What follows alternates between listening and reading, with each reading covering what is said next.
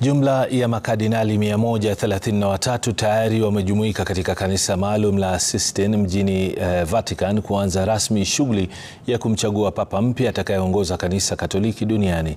Shughuli ya kumchagua mrithi wa Papa marehemu Francis inaanza kesho Jumatano, huku zaidi ya waumini 20,000 wakisubiri kutangazwa kwa papa mpya kupitia kwa moshi mweupe katika eneo la St. Peter's Square. Kama Seth Olale anavyoarifu.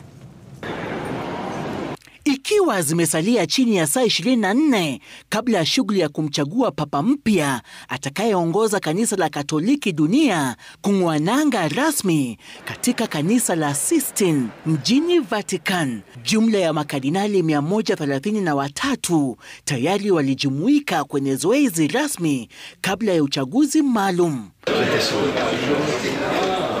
Hii ni baada ya makardinali wawili kuomba ruhusa ya kususia shughuli hiyo kutokana na hali zao za kiafya.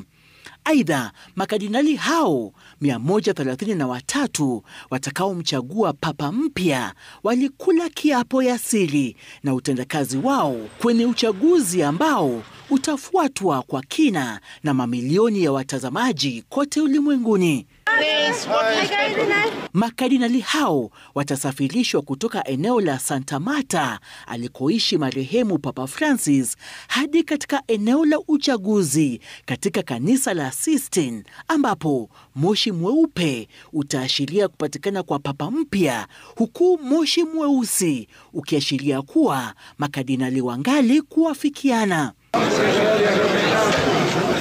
Wakati shughuli ya kumteua papa mpya inaendelea, makardinali hawaruhusiwi kuwa na chombo chochote cha kuwasiliana ikiwemo simu. Aidha, makardinali hao hupokea vyakula na dawa kwa wanaouguza maradhi mchana na usiku kutwa, huku milango yote 80 ya kuelekea katika kanisa la Sistine ambapo uchaguzi unafanywa zikiwa zimefungwa. Aidha, walinzi maalum wa Vatican kutoka Uswizi hushika doria kuhakikisha kwamba shughuli ya kuchagua papa mpya haingiliwi kati. Kardinali Peter Edro mwenye umri wa miaka 72 kutoka Italia, Fridolin Ambongo mwenye umri wa miaka 65 kutoka Demokrasia ya Kongo na Pietro Parolin mwenye umri wa miaka 70 ni miongoni mwa makardinali wanaopigiwa upato wa kumrithi mwenda zake Papa Francis.